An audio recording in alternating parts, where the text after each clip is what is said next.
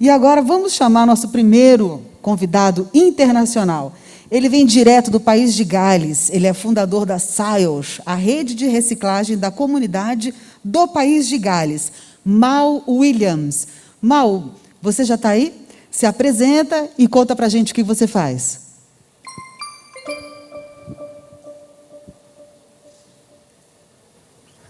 Hello, everybody. My name is Mal Williams, and I'm, for my sins, one of the founder members of the Zero Waste movement that started just at the beginning of the century, and it eventually ended up as being part of the Zero Waste International Alliance, of which Lixo Brazil is part, I believe. And we've all variously been working in all our different ways in that 20 years, trying to actually bring some sense to the waste agenda. It's an important agenda. Nothing could be more important than to actually be trying to reduce waste to zero, because waste is the human mistake which is causing all the problems we've got. Roughly 200 years of being totally careless about how we treat nature has actually led us to this moment. And people are now talking about, how stupid the linear economy is, because it actually takes resources as if they're infinite and uses them as if they're infinite and disposes of them as if they don't matter, and pollute the planet in various ways, whether it's the land, the sea or the air. And challenging that now, and we're trying to actually put it right. We might be too late. There's global warming around the corner. Climate change is heavily on the agenda. It's frightening us all to death. And so we're trying to treat this urgently. And then along comes a virus which reminds us that the valuable things in life are perhaps not the things we thought. So we're all having a good time at the moment, having a time to think about what is valuable and what isn't. And I would like to just say something about that. Wales is a small country, only 3 million people, 1.2 million households. It's not a very big place. It's a little bit stuck on the side of England, and the English treat us like we're operating their kitchen. And we've had a generally poorer existence than England right through the ages. But Wales got its own government in 1999, and that coincided with the European Landfill Directive, which told us that we had to reduce the amount of organic waste going into landfill by the year 2016. We managed to get an extra 4 years on that, and in the 20 years since that government was formed, we put a strategy together and an implementation plan which actually committed itself to evidence-based change. Evidence-based change being the key thing. And the most important thing that was, if you like, the most important piece of evidence that we used to sustain our methodology was the fact that if you got the householder to actually not create waste in the first place by putting materials out for collection, then you didn't have a waste problem. So if, just to make myself clear, in Wales now, 15 of the 22 local authority areas, about half the population roughly, actually put all their materials out from the household in different boxes, and then a truck comes along and takes the materials and puts them in compartments on the truck, keeping the materials separate so that they can sell them straight to market for the maximum price. The market at the moment is roughly 50% in Wales. A hell of a lot more goes to England. We have to send it across the border because infrastructure exists there. And about, I think something like 10% actually ends up being exported now. That was a higher figure, but when the Chinese closed the market, it's changed. So we learned and we implemented, and we actually succeeded in going from 3% recycling, which made us the dirty man of Europe, up to 65% recycling last year, which makes us number 2 in Europe, level with Germany basically, and certainly the highest recycling nation in the UK. Scotland and England's still at 50%-ish, and Scotland's just past 50%, Northern Ireland past 50%. So in the competition for recycling, we've done quite well, and the politicians are starting to talk quite proudly about that. But of course, we zero wasters are not happy while waste exists, because waste, as we see it, is the symptom of failure of the human species in dealing with the way in which it lives on this planet. And at this moment, we are very obviously being told by the planet that unless we shape up, unless we change our ways and deal with that waste and deal with the planet more generally, more sensitively, then we might have to, take to the lifeboats at some point.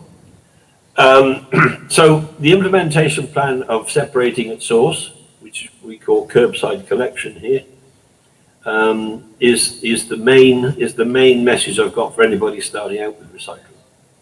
But believe it or not, one of the things in which I favour is what I call the exemplar method.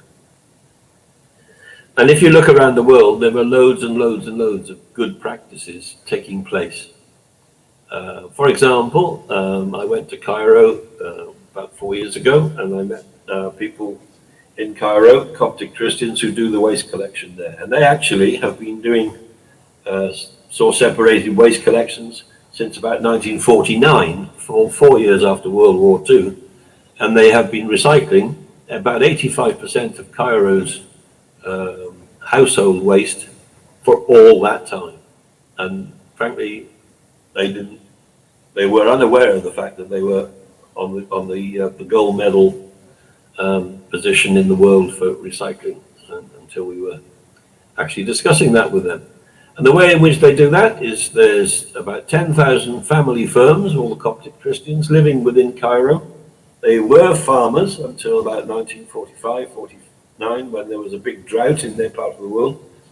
And they all moved up to the outskirts of Cairo, and they started collecting food waste mostly to feed their pigs. They were farmers, and they were pig farmers. So they made a living out of collecting the food waste from all the households or flats and apartments in Cairo, and actually feeding their pigs and then selling the pork. Now that sticks with the basic principle of source separation. They basically collect all the food in one side of a shoulder bag, and on the other side, more recently, they've been collecting the other materials. But when they get down to the truck, which is at the curbside, waiting for them to come out of the apartment blocks, they just simply have to sort the dry recycle into its own materials, and then they bring it back home to where they live in Cairo, and they reprocess it there that day. The rest of the family join in and sort it all out, and they produce industrial standard quality materials which they sell at industrial prices, really good high prices. So the message there is very simple. Stick to those principles and it's successful. Stick to that principle wherever you are. The second example I want to give is in Brazil, is in Curitiba, where Jaime Lerner, when he was, I think, at his second, when he was the mayor of Curitiba for the second time round, actually made the materials that were lying around in the streets valuable. He gave them a value and arranged for collection points all around the system, around the city to receive those materials and pay people in vouchers for bus tickets and doctor's appointments and all sorts of things. Not in dollar, but in if you like, a token. And within months, Curitiba, as anybody from Curitiba will testify, became not only a place where you don't find much litter, and I went there with Rodrigo myself when I was last in Brazil to check for myself to make sure this was true, and it was. Not only is it like one of the cleanest, well, the cleanest city I've ever been to, bar none, but it was also a place where when you talk to people, they say, well, we wouldn't dream of dropping stuff on the floor because nobody does, because we were educated to think that dropping litter on the floor is the wrong thing to do. And so it's a behavior change that was very successfully initiated by Jaime Lerner's initiative when he was mayor back in 1983, and it's been lived up to ever since. The other place where the same things happen is Rwanda, but that's more of a totalitarian regime where, you know, if you drop litter, you got shot. So I'm not recommending that. But certainly Jaime Lerner's story is a really good one. Sadly, I've just heard that he passed away last year, and that's a loss. That's a loss.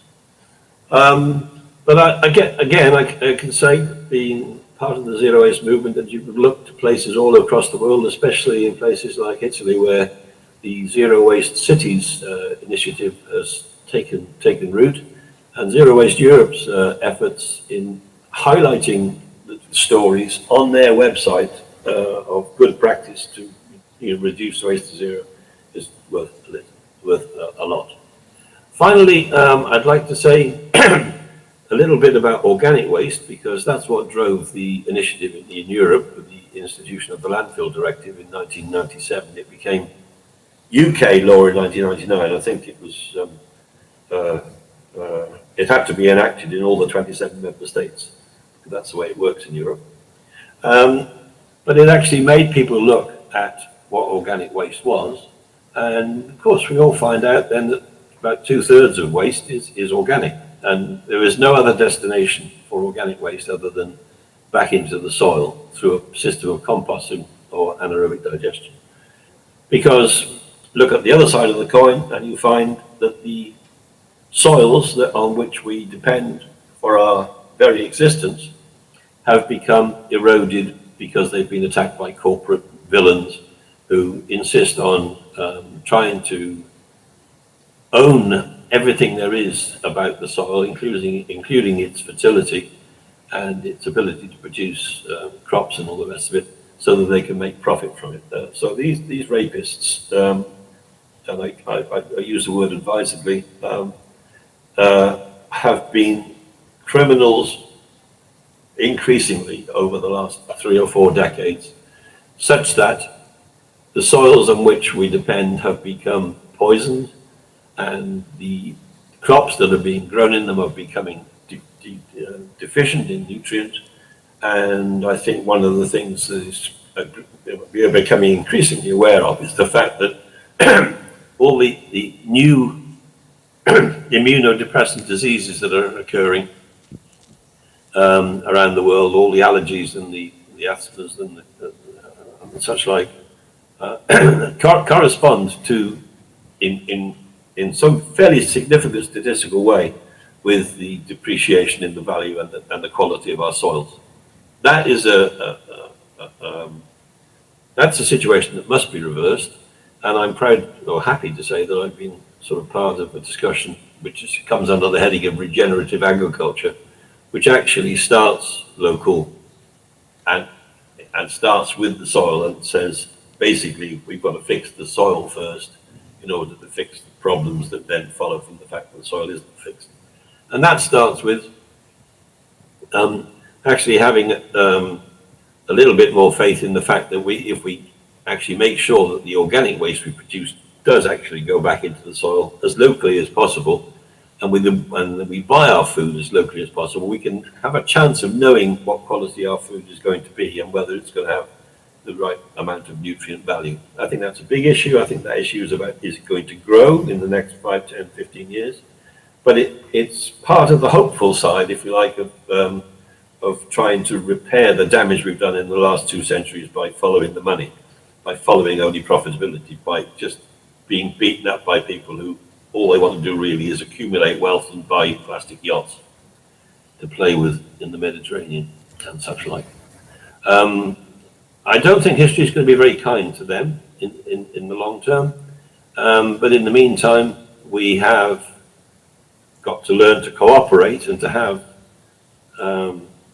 faith in our own instincts and our own knowledge of what is important, what wealth actually really means, and turn over our definition of value such that we start to value the things we've started to learn to value during the COVID-19 epidemic about how important it is to have people supporting you and to have access to communications such that we can all live happier lives.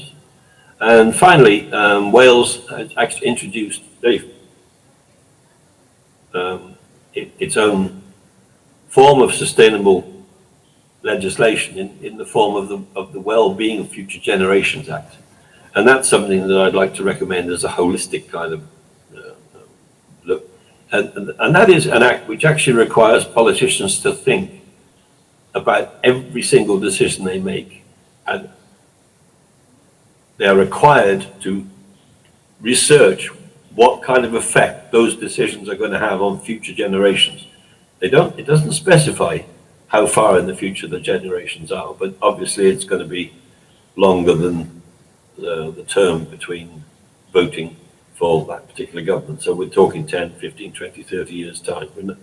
And that changes everything. That actually is a piece of legislation which has the chance, if it's implemented properly, and over time, to improve matters very gradually, to save us from our own baser instincts, let's say.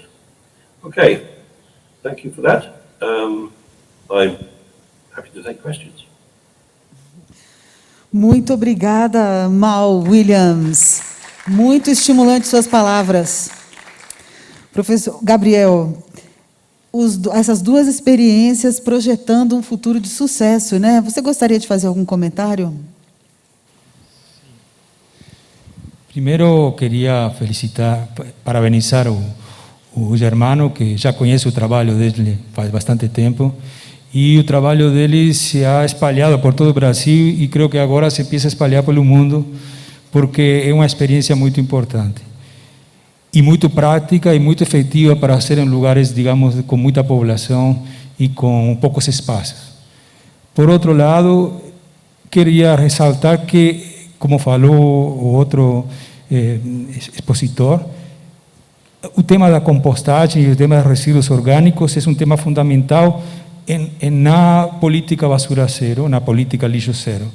Então, creo que nesse tema há muitas soluções, não existe só uma solução. A compostagem tem muitas possibilidades, tem muitas variáveis e tem diferentes tipos de métodos e possibilidades que há que seguir testando e inovando, como hizo Germano em Lages e como outras experiências estão sendo feitas a nível em todo o Brasil e no mundo.